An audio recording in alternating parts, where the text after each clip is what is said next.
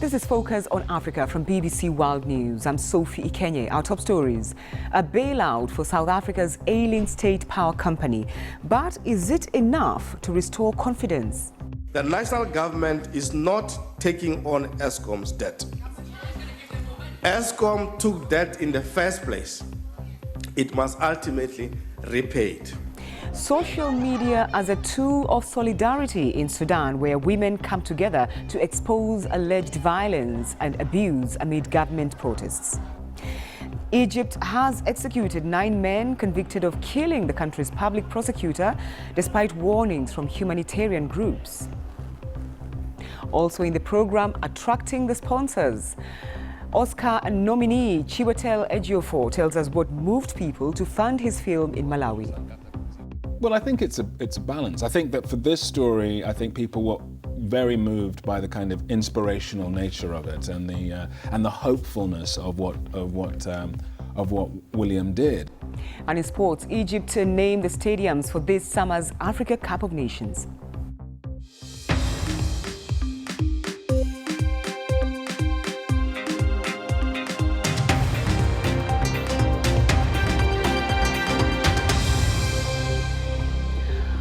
Thanks for joining us on Focus on Africa from BBC World News. It's the largest government bailout in South Africa's history, nearly $5 billion over 3 years to rescue the state power company Eskom.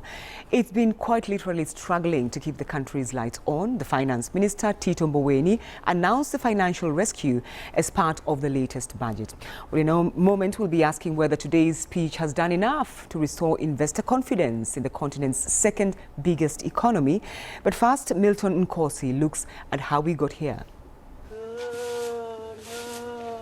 Betty Sibego is a pensioner. She can barely make ends meet with her monthly social grant.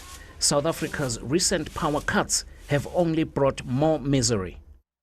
I don't know what can I say about this electricity.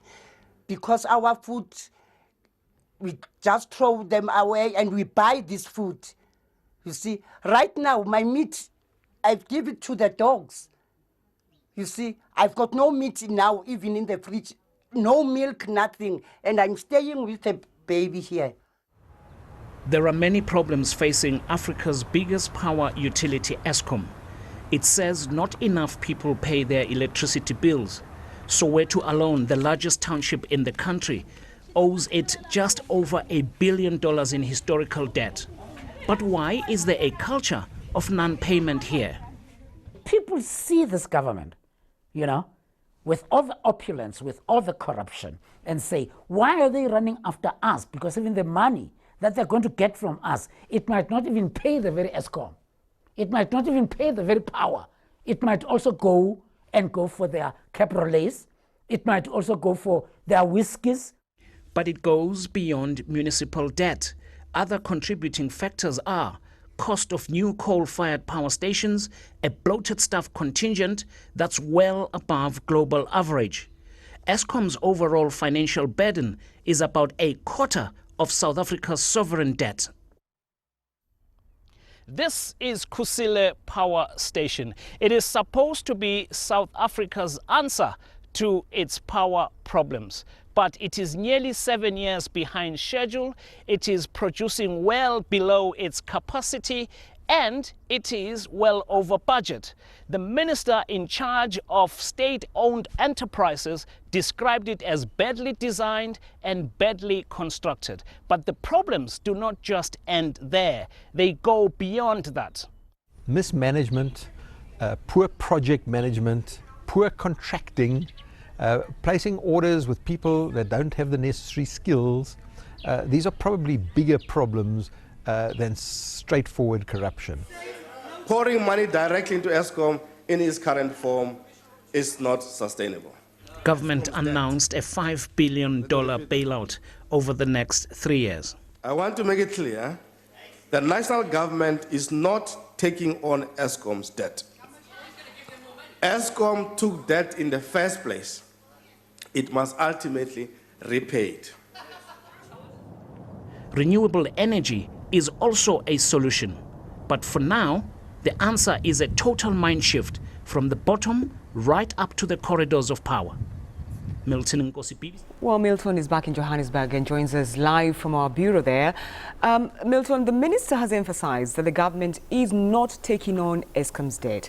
What are analysts saying? Will Eskom be able to pay this back themselves?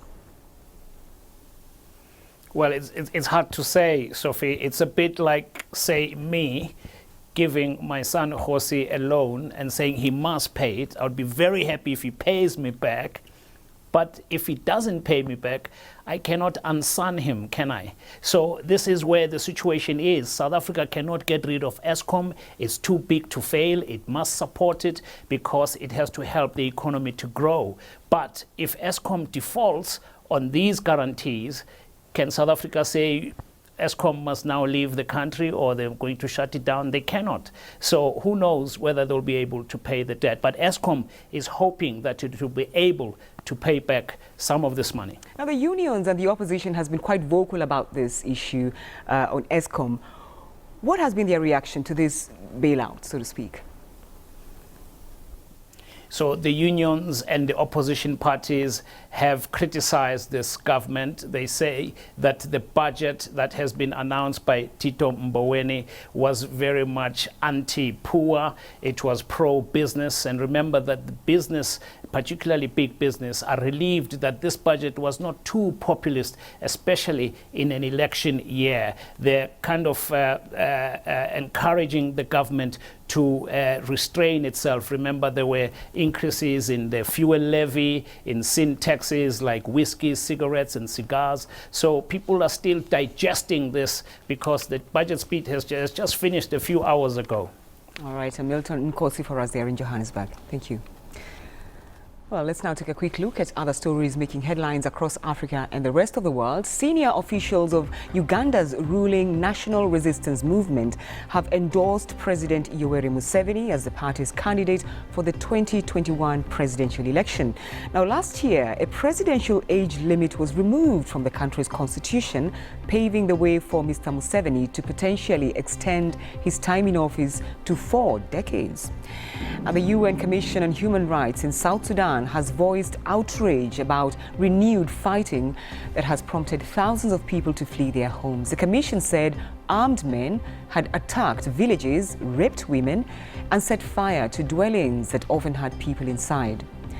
Now, striking pictures to show you now. This is a body cam footage from the avalanche which hit a Swiss ski resort. I mean, you can see the moment when the tons of snow poured down onto a marked slope. One person is now confirmed dead and 3 others were injured in the avalanche at Crans-Montana. Now, unprecedented numbers of women are taking to the streets of Sudan to join nationwide protests. The demonstrations erupted in December over the country's worsening economic crisis and have escalated into calls for President Omar al-Bashir to step down. Now, more than 50 people are thought to have died at the hands of security agents. Despite this, women protesters remain undeterred, even taking to social media to expose illegal activity. Well, BuzzFeed's East Africa correspondent Tamara Griffin has been keenly following developments among these women. She joins us now from Nairobi. Thanks for taking time to talk to us. How did this transition happen? This was meant to be a gossip group, so to speak, and now they are involved in anti-government protests on social media. Right. So these groups that initially were created for women to sort of gossip and share information about men that they were romantically interested in transformed into this revolutionary tool in these ongoing protests once people started seeing the way that these state security forces were mistreating protesters, arresting them without charge, sometimes making them drink vinegar, beating them in the streets, sexually harassing women. People got really upset about this and wanted to know the identities of the people committing these acts. So the same skills that women had been using to sort of dig into their crushes' lives is now being used to expose these agents. You spoke to a few of the women there. What have they managed practically to achieve? they've actually been empowering the movement. Once people have seen the power that these women have within these Facebook groups, it's sort of given a jolt to the protests. It's transforming the way that Sudanese men are regarding Sudanese women and what they're capable of in social movements. And it's empowering women themselves, you know? A lot of the activists that I've spoken with told me that before they saw what the Facebook groups could do, they had sort of been on the sidelines of the protests. They weren't really getting involved. And so they're empowering themselves, and they're empowering other people who are sort of fighting for change right now. All right, so we know about governments, and of course their stance a lot of times about social media. What are authorities in Sudan saying or doing about this?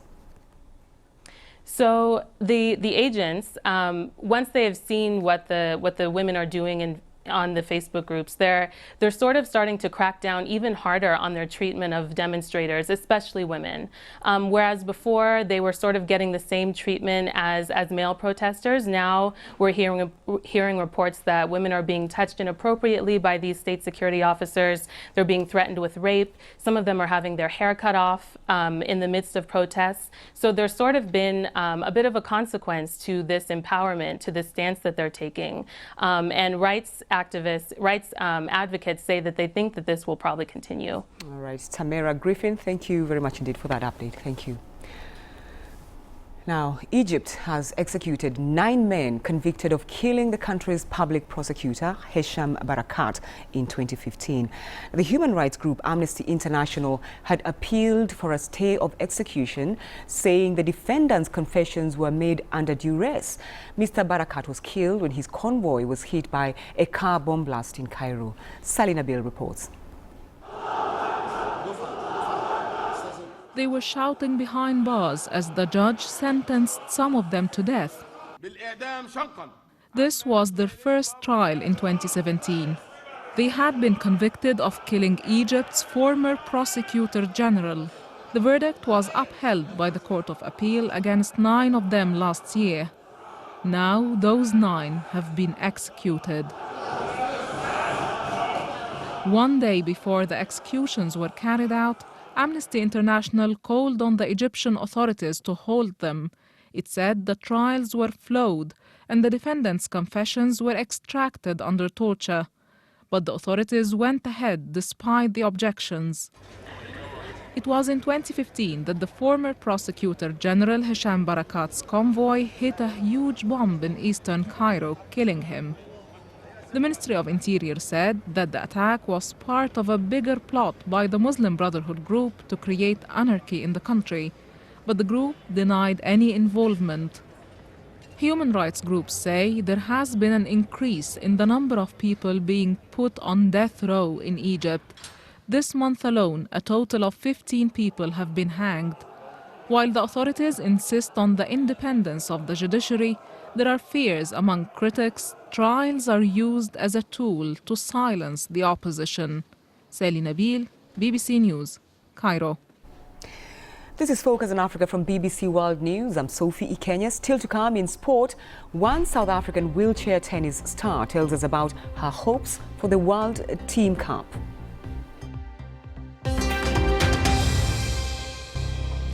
I'm Sophie Ikenya and you're watching Focus on Africa from BBC World News. The top stories on this program: South Africa's state power company will receive a bailout of almost $5 billion as part of the new budget.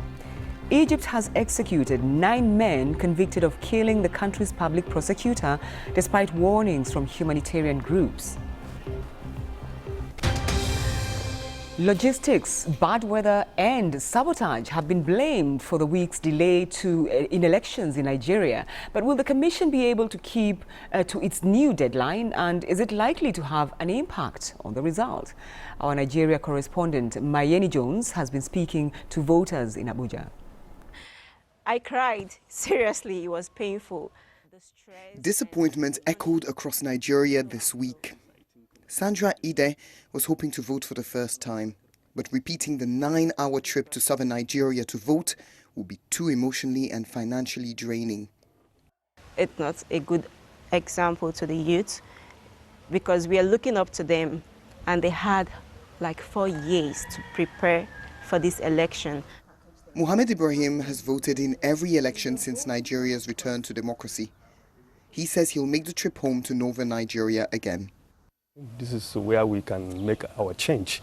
When one is not satisfied with the one that is ruling, this is the only alternative one has. The electoral body still has a mammoth task ahead to make sure tens of millions of people are not disappointed again. That's a sound voters will be hearing a lot of on election day, the sound of card readers starting up. And these now need to be reconfigured to reflect the new election date on the 23rd of February. That's over 180,000 readers reconfigured and redeployed.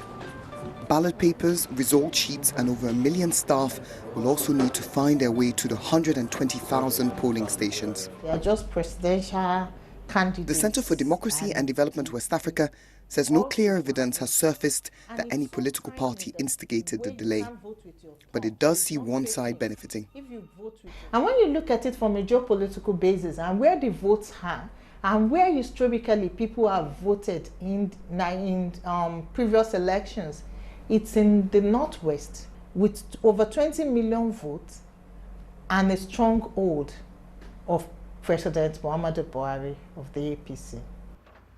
Voter apathy and a lower turnout is expected this Saturday, but it's still seen as a close race between the two main parties.